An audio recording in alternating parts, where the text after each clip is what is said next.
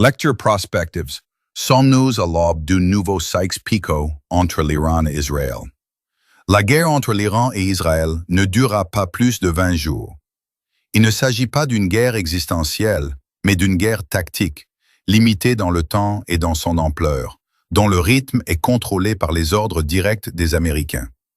Elle se terminera par un cessez-le-feu planifié et dirigé, non pas par une décision de Téhéran ou de Tel Aviv, mais par un signal de Washington.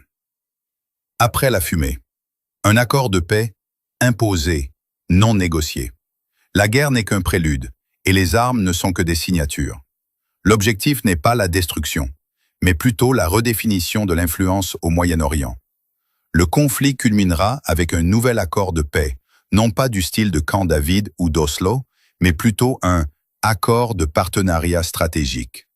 Un accord qui sert les intérêts de trois puissances, Israël, l'Iran et les États-Unis, tout en excluant les parties arabes des processus décisionnels, comme ce fut le cas lors de l'accord nucléaire de 2015.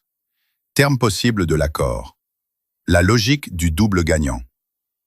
Le maintien du projet nucléaire iranien, mais sous surveillance officielle, permet à Téhéran de poursuivre ses ambitions régionales sous couvert de justice pacifique. Consolidation de l'influence iranienne dans certains pays arabes, comme l'Irak, la Syrie et le Liban, en échange d'une reconnaissance indirecte par Israël de la sphère d'influence chiite.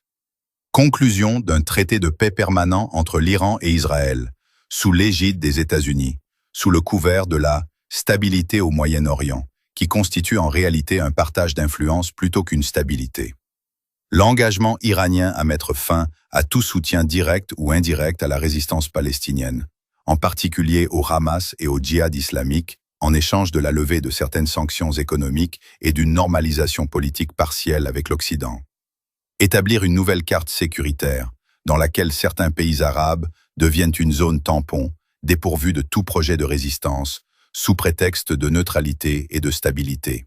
Recycler les régimes arabes par des pressions douces ou fortes pour qu'ils acceptent le nouvel équilibre et le présentent à leur peuple comme un choix souverain.